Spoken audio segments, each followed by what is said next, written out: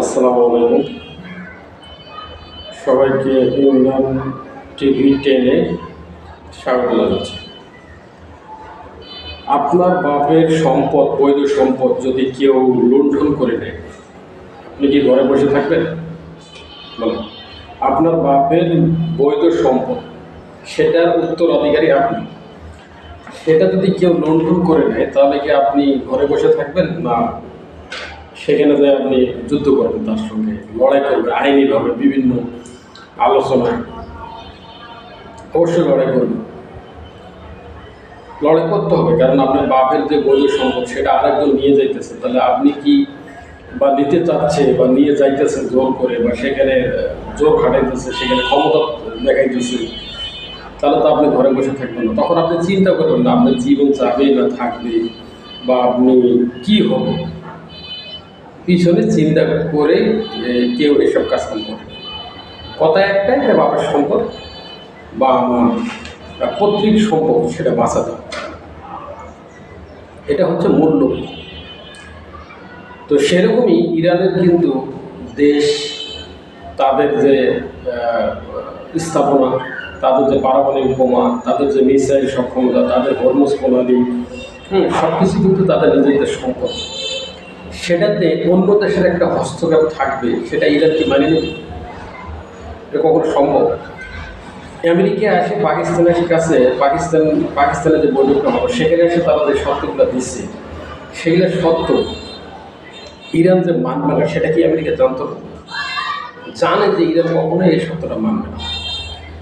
কারণ ইরান যদি এই সত্যটা মানে নিত, সত্যের ভিতরে কী আছে, যে তোমাদের পারমাণবিক স্থাপনা আমাদেরকে পারমাণবিক স্থাপনা বন্ধ করে দিতে হবে, ইউরেনিয়াম আমাদের হাতে তুলে দিতে হবে, না মানে একেবারে আমার সম্পদ ওরা হাতে তুলে দেবে, ঠিক আছে, আমার মিসাইল সক্ষমতা আমি বন্ধ করে দেব, এটা পুরো নিউট্রাল থাকবে, তারপরে কি হরমুজ প্রণালী আমাদের হাতে তুলে দিতে হবে। মানে ইরান যদি এটি মানিয়ে নেয়, তাহলে এই যে 40 দিন না 41 দিন যুদ্ধ করবে, কেন করবে, কিসের জন্য করবো আপনি আমাকে বলুন? যদি মানিয়ে নিত তাহলে তো এটা যুদ্ধ দরকার ছিল না। সরি, এই যুদ্ধ তো দরকার ছিল না, ছিল কোনোভাবেই। কিন্তু তারা এটা মানবে না, সেটা মার্কিন যুক্তরাষ্ট্র জানে।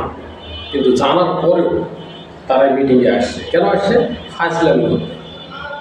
তারা ফাজলামি করতে আসছে মিটিংয়ে, তারা এটা কখনোই মানতে আসেনি। তারা নিজেদের দায় মিটে দিয়েছে, কিন্তু তাদের উপর দায়িত্ব আরও অনেক আগেই পড়ে গেছে, অনেক আগেই তাদের উপরে যুদ্ধের দায় পড়ছে, এবং তারা হারিয়ে গেছে। তারা এখন এখানে রানিং বৈঠক চলতেছে, মার্কিন যুক্তরাষ্ট্রের প্রেসিডেন্ট ডোনাল্ড ট্রাম্প বলতেছে মিটিংয়ে যাই কিছু হোক না হোক আমরা জিতে গেছি। আচ্ছা ভাই, আপনি নিজেকে যদি নিজে সুন্দর বলেন, তাহলে কি আপনি সুন্দর হবেন? আপনি নিজেকে নিজে যদি ভদ্র, নম্র, মানে খুব ভালো মানুষ ভাবেন, তাহলে আপনি কি ভালো হতে পারবেন? না, মানুষ আপনাকে ভালো বললে তখনই আপনি ভালো হতে পারবেন। কিন্তু ওনার নিজের ঢলনি নিজে পিটিয়েতেছে, এনে মিটিং চলতেছে, চলবে, হ্যাঁ, কিন্তু উনি নিজের ঢল নিজে পিটিয়েতেছে যে আমরা জিতে গেছি। এবং লাস্টে যখন মিটিং 21 ঘন্টা পরে যখন মিটিং হলো, তখন বলতেছেন যে এটা ইরান ভুল করছে, তাদের জন্য বড় ক্ষতি।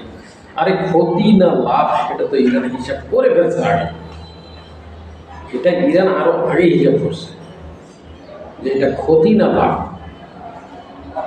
এটা তো মার্কিন যুক্তরাষ্ট্রকে হিসাব করে দিতে হবে না, তাদের হিসাব তারা করবে, তাদের হিসাব তারা করবে, এটা তাদেরকে হিসাব করে দিতে হবে। হ্যাঁ, জমিদারি পেয়ে গেছে যে আরেক দেশে আইসা মাতবরি করে। মার্কিন যুক্তরাষ্ট্রের নাগরিক কী বলতেছে? তারা বলতেছে মানুষ আমাদেরকে, বিশ্বের মানুষ আমাদেরকে ভেলেন হিসেবে চিনতেছে, আমাদেরকে ভেলেন হিসেবে উপস্থাপন করা হতেছে পৃথিবীর ভিতরে, পৃথিবীর মানচিত্রের মধ্যে মানুষ আমাদেরকে নানান কথাবার্তা বলতেছে। কেননা মার্কিন যুক্তরাষ্ট্রের যে প্রেসিডেন্ট, তিনি একটা পাগল আখ্যায়িত পাইছে তাদের নাগরিক থেকে, তাদের সেনেটর থেকে, তার সরকারের ভিতর থেকেই তাকে পাগল আখ্যা দেওয়া হয়েছে। মানসিক ভারসাম্য এবং মানে সমস্যা, মাথার সমস্যা। তাহলে এরকম একটা লোক যদি মার্কিন প্রেসিডেন্ট হয়, তাহলে বিশ্বের দায়িত্ব আসলে কোন জায়গায় যে পড়ছে বা কার হাতে পৃথিবীর দায়িত্ব গেছে, এটা কিন্তু আবার কিন্তু মার্কিনদেরকে ভাবতে হবে যে তাদের এখানে প্রেসিডেন্ট কেমন থাকা উচিত এবং কার থাকা উচিত। হ্যাঁ, এটা কিন্তু ভাবতে হবে। তো সামনে মধ্যবর্তী নির্বাচন আছে মার্কিন যুক্তরাষ্ট্রে, আশা করি সেখানে ডোনাল্ড ট্রাম্পের একবারে ধরাডুবি হবে। ঠিক আছে, তো ধন্যবাদ সকলকে। আসসালামু আলাইকুম, ভালো থাকবেন।